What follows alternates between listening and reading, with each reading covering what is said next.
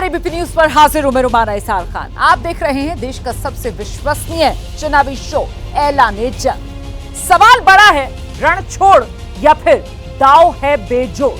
बात राहुल गांधी की कर रही हूं मैं। बीजेपी के नेता कह रहे हैं राहुल गांधी ने हार के डर से अमेठी से चुनाव नहीं लड़ा और रायबरेली से नामांकन दाखिल कर दिया है। कांग्रेस के नेता और रणनीतिकार इस फैसले को चुनावी मास्टर स्ट्रोक यानी सबसे बड़ा सियासी दांव बता रहे हैं। राहुल गांधी ने नामांकन के आखिरी दिन रायबरेली से पर्चा भरा और इस सीट पर मुकाबला बीजेपी के दिनेश प्रताप सिंह से है। राहुल रायबरेली क्यों गए? क्या है कांग्रेस का प्लान और क्या रायबरेली में वाकई कांग्रेस की जीत आसान है? यही है आज ऐलाने जंग की कवर स्टोरी। लोग घूम घूम कर सबको कहते हैं डरो मत। मैं भी आज उन्हें कहता हूं, अरे डरो मत, भागो मत। राहुल पर मोदी का हमला। फिर से अमेठी से भागकर रायबरेली में पर्चा डाला। अब रायबरेली से प्रचंड बहुमत से हारने जा रहे हैं। राहुल पर अमित शाह का निशाना।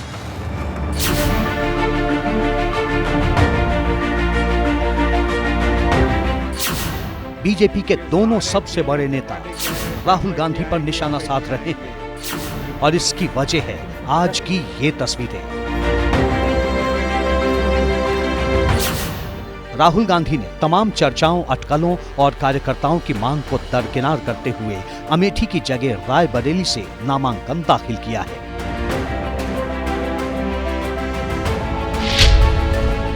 पहली बार राहुल गांधी रायबरेली से चुनाव लड़ने जा रहे हैं, लिहाजा नामांकन के मौके पर मां सोनिया गांधी और बहन प्रियंका भी मौजूद रहीं।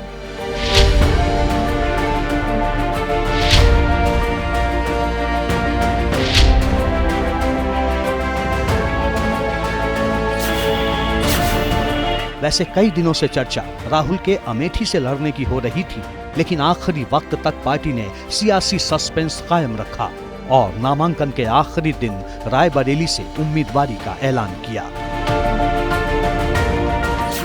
बीजेपी में छोटे से लेकर बड़े नेता तक कह रहे हैं कि राहुल अमेठी में हार के डर से रायबरेली भाग गए हैं।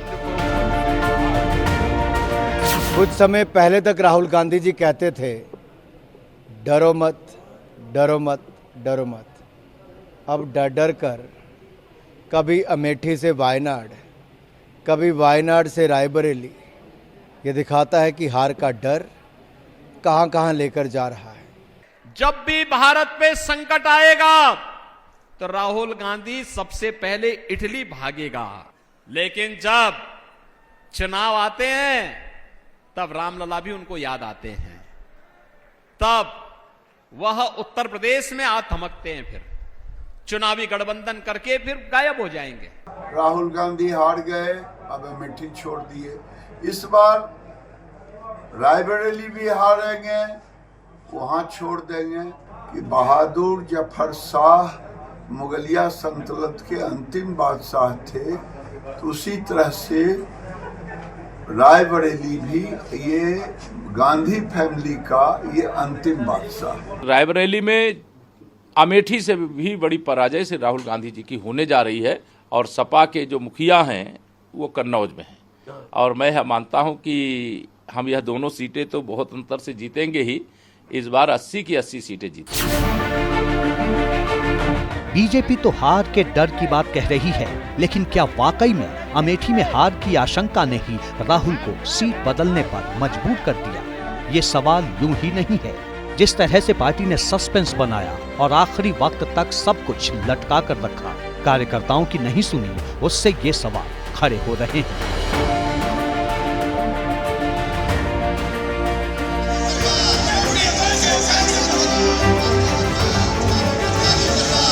इन तस्वीरों को देखिए, राहुल बिन अमेठी सूंद के पोस्टर।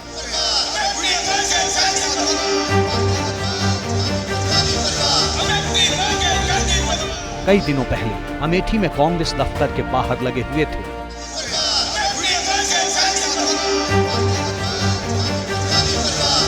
परसों ही अमेठी के कांग्रेस कार्यकर्ताओं ने सड़क पर उतरकर राहुल गांधी से चुनाव लड़ने की मांग की। यहाँ तक कि पार्टी के नेशनल लीडर राहुल गांधी से मांग कर रहे थे कि वो अमेठी से लड़े और अमेठी के स्थानीय नेता तो कल तक ये कह रहे थे कि अमेठी से चुनाव राहुल गांधी ही लड़ेंगे। अमेठी से गांधी परिवार का रिश्ता व्यक्तिगत है, पारिवारिक है। अमेठी के जन को राहुल गांधी जी, प्रियंका गांधी जी या क्यों कहें अमेठी परिवार को गांधी परिवार का इंतजार है। चंद मिनटों का और खबर है, बहुत जल्दी ये सूचना आ जाएगी कि राहुल गांधी अमेठी से चुनाव लड़ेंगे। राहुल गांधी मजबूती के साथ यहाँ से लड़ेंगे और राहुल गांधी मजबूती के साथ आएंगे। जिस दिन आएंगे उस दिन सुनामी आएगी यहाँ से। लेकिन हो गया इसके उलट और यहीं से उन सवालों को हवा मिल रही है कि क्या वाकई राहुल ने हार के डर से अमेठी का रण छोड़ दिया है। राहुल गांधी जी को अमेठी लड़ना चाहिए था और अमेठी से भागना कांग्रेस के पूरे कार्यकर्ताओं में ये मैसेज जाएगा, पूरे देश में ये मैसेज जाएगा कि जो आदमी रोज नरेंद्र मोदी को चुनौती देता था, रोज देश की जनता से कहता था डरो मत, डरो मत, वो खुद डर गया। मुझे लगता है कांग्रेस का दुर्भाग्य है। अमेठी से रायबरेली जाने के फैसले को लेकर बीजेपी राहुल गांधी को घेरने में जुटी है, जबकि कांग्रेस नेताओं की दलील अलग है। हम लोग चाहते थे कि हम सबके नेता आदरणीय राहुल जी निश्चित तौर से उत्तर प्रदेश से चुनाव लड़ें। धन्यवाद देना चाहूँगा अपने राष्ट्रीय अध्यक्ष जी को। और रायबरेली एक परंपरागत सीट जहाँ पर विकास हमेशा रहा, हमेशा विकास का कार्य हुआ। अमेठी के अंदर भी वही हाल है। राहुल गांधी इस समय परिवार के सबसे बड़े सदस्य हैं और परिवार का सबसे बड़ा सदस्य हमेशा रायबरेली से चुनाव लड़ता रहा। बीजेपी के नजरिए से देखें तो सिक्के का एक पहलू ये है कि राहुल गांधी ने अमेठी में हार के डर से सीट बदल ली, जबकि कांग्रेस के नजरिए से देखेंगे तो सिक्के का दूसरा पहलू ये है कि कोई भी नेता चुनाव जीतने के लिए लड़ता है और सिर्फ सेफ सीट की ही चाहत रखता है। राहुल गांधी के लिए रायबरेली की सीट सेफ है क्योंकि मोदी लहर में भी 2014 और 2019 में बीजेपी इस सीट को जीत नहीं पाई थी। 2019 में सोनिया गांधी को रायबरेली में 5,34,000 वोट मिले थे, जबकि बीजेपी के उम्मीदवार दिनेश सिंह को 3,67,000 वोट। सोनिया गांधी तब 1,67,000 वोट से जीत गई थी। बीजेपी ने फिर से उन्हीं दिनेश सिंह को रायबरेली के अखाड़े में उतारा है। आज दिनेश सिंह ने भी अपना नामांकन दाखिल किया। अब सियासी गलियारों में चर्चा इस बात की हो रही है कि रायबरेली और वायनाड दोनों सीटों से चुनाव जीतने के बाद राहुल गांधी कौन सी सीट छोड़ेंगे। कोई वायनाड की बात कह रहा है तो कोई रायबरेली का जिक्र कर रहा है। चर्चा ये भी हो रही है कि राहुल जो भी सीट छोड़ेंगे वहीं से प्रियंका गांधी को चुनाव लड़वाया जाएगा। राहुल गांधी रायबरेली से चुनाव लड़ रहे हैं तो अमेठी की सीट से उन्होंने शर्मा जी को उतारा है। वैसे देश के लोग इन शर्मा जी से ज्यादा वाकिफ नहीं है, लेकिन अमेठी और रायबरेली के कांग्रेसी इन्हें बखूबी जानते हैं। पूरा नाम किशोरी लाल शर्मा, गांधी परिवार के वफादार माने जाते हैं। दिखाते हैं आपको अमेठी पर हमारी ये एक्सक्लूसिव रिपोर्ट।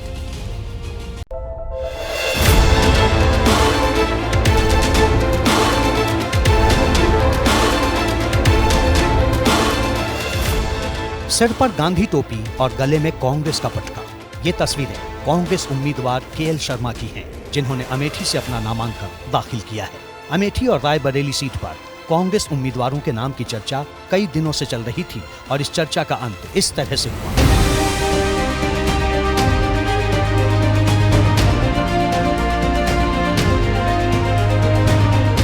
कि कांग्रेस के उम्मीदवार बनाए जाने के बाद भी किशोरी लाल शर्मा को यकीन नहीं हो रहा था कि पार्टी ने उन्हें अमेठी से प्रत्याशी बना दिया है। जब मेरे को आएगा मैं बताऊंगा। प्लीज नो प्लीज मेरे को आएगा सर, ये देखिए सर, ये देखिए सर, नाम आ गया, ये देखिए सर, अरे सर ऑफिशियल आ गया, ये काफी चल रहा सर, आ गया, फेक नहीं है। नहीं, मैं बात करूंगा जिनसे करनी है तभी तो मैं करूंगा। अभी बात नहीं, तो बस इतना ही बोल दीजिए सर। क्या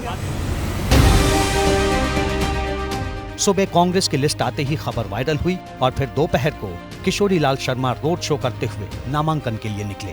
केएल शर्मा के नामांकन में शामिल होने प्रियंका गांधी भी पहुंची और शर्मा जी के लिए समर्थन मांगा। आप सबको मालूम है कि किशोरी जी यहाँ से चुनाव लड़ेंगे। आप इनको मेरे ख्याल से आप शायद 35 या 40 सालों से जानते हैं। अमेठी की गली गली जानते हैं, गांव गांव जानते हैं, हर कार्यकर्ता को जानते हैं। मैं इनके साथ कंधे से कंधा लगाकर चुनाव लड़वाएंगे और आपसे ये उम्मीद रखती हूँ, मैं आपसे ये उम्मीद रखती हूँ कि आप भी हमारे साथ कंधे से कंधा लगाकर इस चुनाव को लड़वाएंगे और किशोरी जी को जिताएंगे। किशोरी लाल शर्मा का इस इलाके से पुराना रिश्ता है। अमेठी से चुनाव लड़ रहे केएल शर्मा रायबरेली में सोनिया गांधी का पूरा कामकाज संभालते रहे हैं। केएल शर्मा गांधी परिवार के बेहद करीबी हैं। मूल रूप से पंजाब के लुधियाना के रहने वाले शर्मा को राजीव गांधी 1983-84 में यहां लेकर आए थे और तब से वो यहीं के होकर रह गए। सोनिया गांधी की सारी चुनावी रणनीति केएल शर्मा ही संभालते आए हैं। सोनिया गांधी के प्रतिनिधि के तौर पर न सिर्फ रायबरेली बल्कि अमेठी की गांव गलियां और एक एक कांग्रेस कार्यकर्ता उनसे बखूबी वाकिफ है।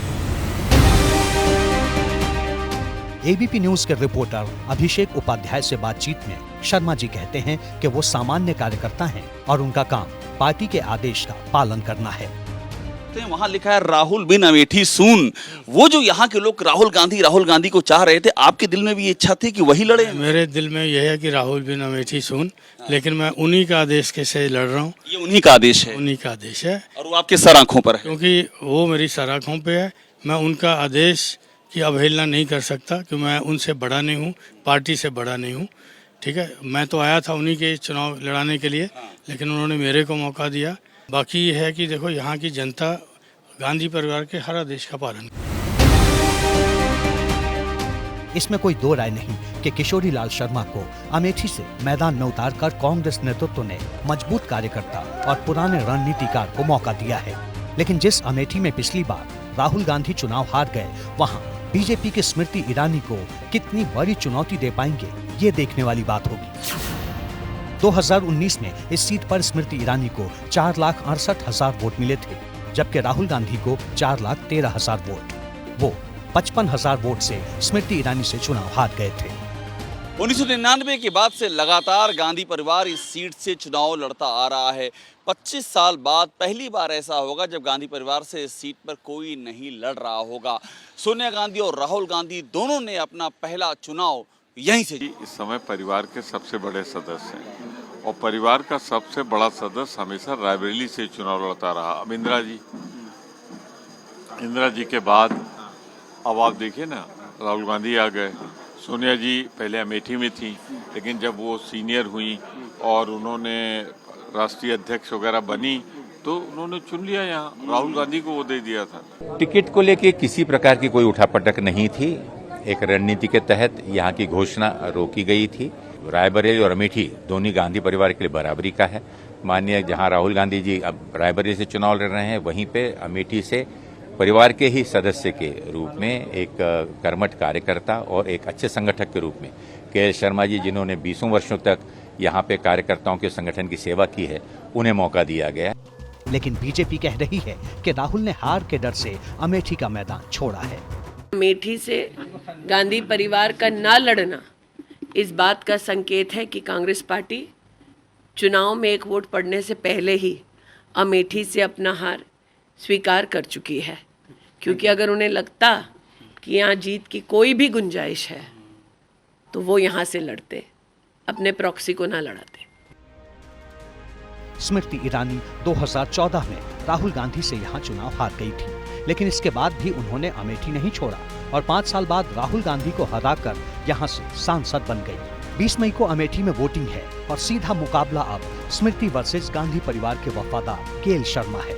स्मृति को वॉकओवर है या फिर शर्मा गेम चेंजर साबित होंगे, ये देखने वाली बात होगी। करीब 4 दशक से संगठन का काम देख रहे केएल शर्मा रायबरेली और अमेठी के हर गली को जानते हैं, हर कांग्रेस के कार्यकर्ता को जानते हैं और उन्हें भी सभी जानते हैं।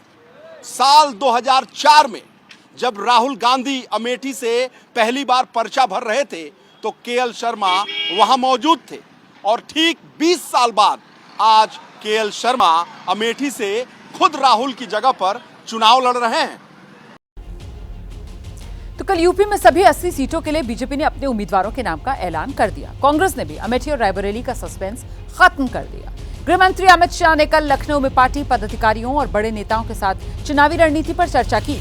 अब तक प्रदेश में 16 सीटों पर चुनाव हो चुके हैं, 64 सीटों पर अभी वोटिंग बाकी है। ऐसे में उम्मीदवारों की लिस्ट देखने के बाद बीजेपी के लिए बड़ी चुनौती वाली जो सीटें सामने आई हैं, उसके बारे में अब दर्शकों को बताते हैं विस्तार से।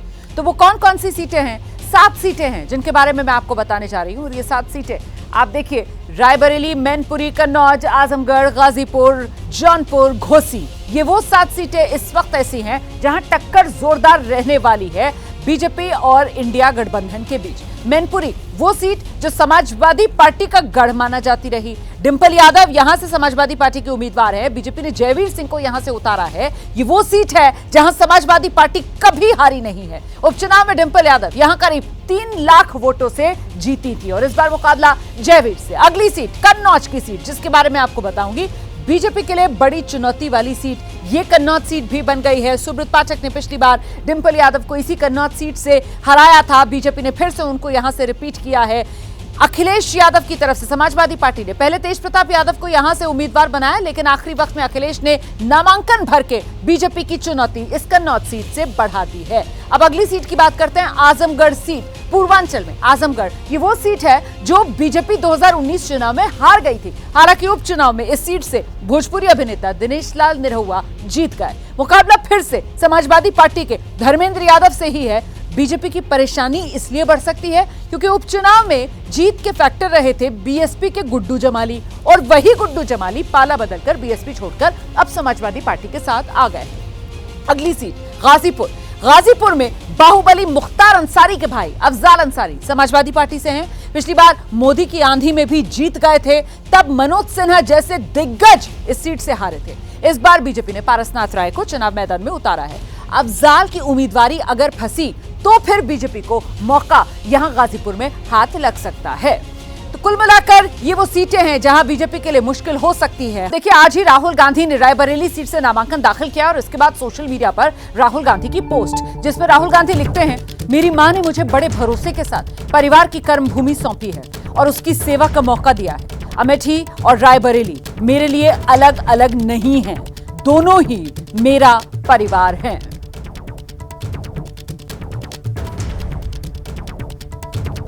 तो राहुल गांधी की तरफ से सोशल मीडिया पर यह पोस्ट किया गया है, अमेठी रायबरेली मेरे लिए अलग अलग नहीं, दोनों ही मेरा परिवार। मेरी मां ने ये कर्मभूमि जो परिवार की कर्मभूमि रही है वो मुझे सौंपी है। रायबरेली वो सीट जहां से 2004 से लगातार सोनिया गांधी संसद पहुंचती रही और अब 2024 में जब लोकसभा चुनाव के मैदान में सोनिया गांधी नहीं उतर रही, राज्यसभा के जरिए वो संसद पहुंची है, तो फिर ये रायबरेली वाली सीट परिवार और पार्टी की तरफ से राहुल गांधी को सौंपी गई है। नामांकन दाखिल करने के बाद राहुल गांधी का उसी को लेकर सोशल मीडिया पर यह पोस्ट। समाजवादी पार्टी के महासचिव हैं अखिलेश यादव के चाचा हैं शिवपाल यादव की मैं बात कर रही हूँ। चुनाव प्रचार में पूरी ताकत झोंके हुए। बदायूं से शिवपाल के ही बेटे हैं आदित्य यादव मैदान में हैं। बीजेपी के नेता समाजवादी पार्टी को परिवारवादी पार्टी कहते हैं। मेरे सहयोगी रोहित सावल ने शिवपाल यादव से एक्सक्लूसिव बातचीत की है, सुनिए जरा। बदायूं में लोकसभा चुनाव हो रहा है और इस भरे चुनाव में आप देख रहे होंगे मैं ड्राइंग रूम में बैठा हूं एक ऐसे नेता से बातचीत करने के लिए जो ड्राइंग रूम की राजनीति नहीं करते हैं, फील्ड की राजनीति करते हैं। मैं बात कर रहा हूं शिवपाल सिंह यादव की। शिवपाल जी, आपका स्वागत है बीपी न्यूज में। बहुत बहुत धन्यवाद। इस भरे चुनाव में शिवपाल जी, ये भी देखिए एक अलग एहसास है, मैं इतने सालों से चुनाव कवर कर रहा हूँ। आपसे चुनावों में जब भी मुलाकात होती है फील्ड में होती है, लेकिन खैर ये एक संयोग है। और लेकिन दूसरी बात ये भी है कि ये लोकसभा जो चुनाव है इस बार आप रणनीतिकार की भूमिका में हैं, तो इस भूमिका को किस तरह से आप देखते हैं? फिर मैं बदायूं पर भी बात करूंगा और दूसरी सीटों पर भी, क्या कहना आपका? देखिए, जो बदायूं लोकसभा है ये हमारे परिवार की सीट रही है। यहाँ से नेताजी 2 बार सांसद रहे, 2 विधानसभा से विधायक भी रहे, मुख्यमंत्री भी रहे जी। तो जो भी देखिए विकास हुआ है, नेताजी जब मुख्यमंत्री रहे तब हुआ और अखिलेश यादव मुख्यमंत्री रहे तब विकास हुआ है। और यहाँ से सांसद धर्मेंद्र यादव 2 बार रहे, तो उनका भी बहुत बड़ा सहयोग रहा। तो इस पूरे जनपद का विकास तभी हुआ है जी। फिर उसके आगे पीछे कोई विकास नहीं हुआ है। आप कह रहे हैं कि विकास आपके वक्त में हुआ, लेकिन अब विकास की रफ्तार थम गई है। शिवपाल जी, एक बात बताइए कि पहले आप यहाँ से, जो पहले धर्मेंद्र यादव को यहाँ से प्रत्याशी बनाया, फिर आप यहाँ पे प्रत्याशी आए, फिर अब आदित्य यादव, तो ये जो बदलाव हुआ, ये बदलाव हालांकि कई बार आपसे सवाल हो चुके, लेकिन मुझे लगता है आज हम बैठे हैं इस बीच चुनाव में, तो एक रणनीति का हिस्सा था, संयोग था, क्या था ये? देखिए, आप याद करो, नेताजी जब भी शिविर लगते थे, जब भी कोई सम्मेलन करते थे जी, तो नेताजी कहा करते थे कि जिस पार्टी में युवा अधिक होते हैं ना जी, तो वो पार्टी कभी बूढ़ी नहीं होती है जी। तो युवाओं की आवाज़ आई जी कि भाई चाचा, तो अब तो MLA हैं, आप पे देश देखो। उधर हमारे जसवंत नगर के लोग भी बोले कि आप तो यहीं रहिए जसवंत नगर, जी, आपको उत्तर प्रदेश देखना है, आदित्य को दिल्ली जाने दो। जी। तो फिर यहाँ आवाज़ जब उठी तो हमने कि चलो अच्छा है। शिवपाल जी, लेकिन मैं बीजेपी की तमाम रैलियां देख रहा था, गृह मंत्री भी आए, उन्होंने भी बात कही, परिवारवाद का आरोप बार बार बीजेपी कहते कि साहब कि पूरे परिवार के लोगों को ही चुनाव लड़वा रही है समाजवादी पार्टी। अच्छा देखिए, वैसे तो अब कुछ लोगों के तो परिवार है ही नहीं जी। फिर ये जब परिवार का देखिए, जब आरोप लगा देते हैं, और जितना ही ये हमारे परिवार पर आरोप लगाएंगे भारतीय जनता पार्टी, उतना ही मार्जिन बढ़ेगा हमारा। शिवपाल जी, इसके इतर अगर मैं बात करूं, बीएसपी की अगर बात करें, देखिए बीएसपी के जो मुस्लिम प्रत्याशी लड़ रहे हैं जहां जहां पे, तो आपको नहीं लगता कि उसका नुकसान सीधे तौर पे इंडिया गठबंधन समाजवादी पार्टी के उम्मीदवारों को होगा? देखिए, जो मुस्लिम वोट है, अल्पसंख्यक वोट है, पूरा पूरा यहीं देख लो, यहीं देख लो बदायूं में जी। अच्छा, ये जो प्रत्याशी उतारे गए हैं जी, ये भारतीय जनता पार्टी ने जिसे कहा वही उतारे गए। अच्छा, आपका कहना है कि बीजेपी की अंडरस्टैंडिंग से प्रत्याशी उतारे हैं, बस उतारे गए, जो पूरी पब्लिक समझ रही। तो कितनी सीटें शिवपाल जी इस बार लग रहा है आपको कि समाजवादी पार्टी गठबंधन अच्छे तरीके से उत्तर प्रदेश में लड़ रहा है, और क्या क्या उम्मीद है? देखिए, वैसे तो हम 80 पे भी लड़ेंगे और लड़ाई हो रही है, और हमारा प्रयास है 80 में 80 हराएं, लेकिन मेरा जो है समाजवादी पार्टी 60 सीटें तो जीतनी है, 60 से ऊपर भी जीत सकते हैं। ये बड़ा दावा शिवपाल जी आप कर रहे हैं। तो चलिए शिवपाल जी, हमारी शुभकामनाएं, क्योंकि इस बार आप एक रणनीतिकार की भूमिका में भी, हालांकि हर बार होते हैं, लेकिन इस बार अलग तरीके से। आपको आप बहुत बहुत शुक्रिया बीपी न्यूज से बात करने के लिए। तो उत्तर प्रदेश की 80 लोकसभा सीटें, जिनमें से 60 पर दावा समाजवादी पार्टी की तरफ से शिवपाल यादव करते हुए आपने सुना। आगे बढ़ेंगे, बात जरा बिहार की पाटलिपुत्र सीट है, जहां से लालू प्रसाद यादव की बड़ी बेटी मीसा भारती आरजेडी उम्मीदवार। मीसा से खास बातचीत हमारे सहयोगी निधिश्री ने की है, जरा वो सुनिए। हम तीसरी बार चुनावी मैदान में हैं, और इस बार कई ऐसे उम्मीदवार हैं, या अक्सर ऐसा होता है कि एक बार अगर कोई चुनाव हार जाता है तो वो मैदान छोड़कर चला जाता है। मैं 2 चुनाव हारी, 2 चुनाव के हारने का कारण और हमारी हार का अंतर बहुत कम था। आप लालू जी की सबसे बड़ी बेटी हैं, और तेजस्वी हालांकि अब राजनीति में आए हैं, लेकिन आपने करीब से देखा है लालू जी की राजनीति को। आप सबसे पहले राजनीति में आए भी, लेकिन अब ये सवाल है कि आपको उतना बढ़ावा क्यों नहीं दिया गया, क्यों नहीं मीसा भारती डिप्टी सीएम या सीएम के तौर पर उनको प्रोजेक्ट किया गया? नहीं, मैं 2014 का लोकसभा चुनाव लड़ी, और तेजस्वी 2015 विधानसभा चुनाव राघोपुर से लड़ा, और बढ़ावा कैसे नहीं मिला? पार्टी ने मुझे राज्यसभा सदस्य भी बनाया, तीसरी बार मैं पार्टी के तरफ से प्रत्याशी भी हूँ। खबर ये अक्सर उठती है कि लालू परिवार में आपस में झगड़ा होता है कि हमें ये सीट चाहिए, हमें ये सीट चाहिए, हमें मुख्यमंत्री बनना है, हमें सांसद बनना है, और तेजस्वी को जिस तरीके से बढ़ाया गया, मीसा जी की पटती नहीं है छोटे भाई से। इस पर मैं क्या कहूँ, हंसी आती है मुझे। ये जो भाजपा और डबल इंजन की सरकार है। ये मीडिया में और कुछ मीडिया के लोग भी इस तरह की बातें उठाते हैं, बट इससे देश का और बिहार का क्या भला होगा। वहीं राहुल गांधी की सीट बदलने को लेकर बीजेपी अब निशाना साध रही है। केंद्रीय मंत्री हरदीप सिंह पुरी से खास बातचीत की अखिलेश आनंद। हरदीप सिंह पुरी जी मेरे साथ यहां पर मौजूद हैं। सर बहुत बहुत स्वागत आपका एबीपी न्यूज में। रायबरेली में बहुत जबरदस्त हलचल है सर। उत्तर प्रदेश में चुनाव में ऐसा लग रहा है कि अब गर्मी आ गई है, राहुल जी आ गए मैदान में। अभी कुछ ही देर पहले मैंने एक माननीय प्रधानमंत्री जी की स्टेटमेंट सुनी। उन्होंने कहा डरो मत भागो मत। ऐसा है, एक परिवार, आप समझ गए होंगे मैं किस परिवार की बात कर रहा हूं। पिछले कितने डेकेड से ये दो कंस्टिट्यूएंसीज को नर्चर कर रहे हैं। अब उनके अलायंस पार्टनर क्या कह रहे हैं? मैंने आज समाजवादी पार्टी सपा की एक स्टेटमेंट देखी, वो भी कह रहे हैं कि आपने क्या कर दिया। देखिए, पॉलिटिक्स एक सीरियस बिजनेस है। सीरियस बिजनेस का मतलब ये है कि ये नहीं हो सकता अब मैं पार्ट टाइम पॉलिटिशियन हूं कि अगर पार्लियामेंट सेशन में है तो मैं अटेंड कर लूं, बाकी जगह मैं थाईलैंड या स्पेन चला जाऊं। ये उस किस्म का प्रोफेशन नहीं है। सर वो तो दो जगह से चुनाव लड़ रहे हैं। उत्तर प्रदेश में आप चुनाव लड़ते थे अमेठी से, अमेठी से आप चुनाव लड़ने में असफल रहे, फिर आप वायनाड गए। क्या आपको कॉन्फिडेंस नहीं है कि आप वायनाड से जीतेंगे? तो मान लीजिए वहां से अगर जीत भी गए तो, मैं बड़ा कंडीशनल वो अपना फॉर्मुलेशन दे रहा हूं आपको, तो ये फिर किसको छोड़ेंगे? वायनाड को छोड़ेंगे या रायबरेली को छोड़ेंगे? मुझे लग रहा है कि ऐसा ना हो कहीं दोनों ही हार जाएं। यूपी के दो लड़के जो पहले भी साथ आए थे फिर साथ आ गए और दोनों चुनाव लड़ रहे हैं, अखिलेश यादव भी और राहुल गांधी भी। तो इससे कहीं ऐसा ना हो कि मुकाबला बहुत कड़ा हो जाए। आप इनसे पूछिए, आपका कोई कॉमन प्रोग्राम है? आपने कोई सीट एडजस्टमेंट की बात की है? जहां तक समाजवादी पार्टी है, उनकी एक लीडर है शायद मरिया आलम खान, उसने कल वोट जिहाद, मैंने तय कर लीजिए आपके मतलब बेसिक विचारधारा आपकी क्या है। मुझे ये बताइए कि कौन बेहतर होता, प्रियंका गांधी या राहुल गांधी? मुझे तो लग रहा है कि प्रियंका जी को तो आने ही नहीं दे रहे वो।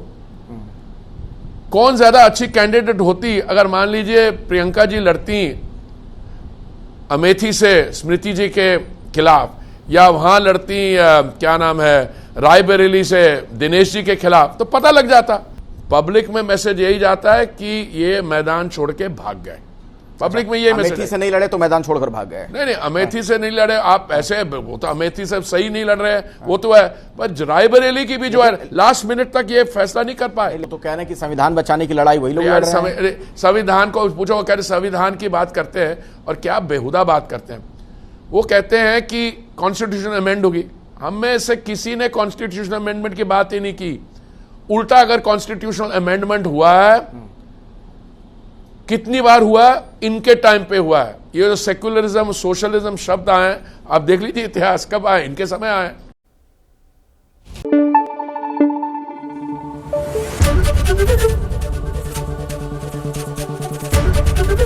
एबीपी न्यूज आपको रखे आगे।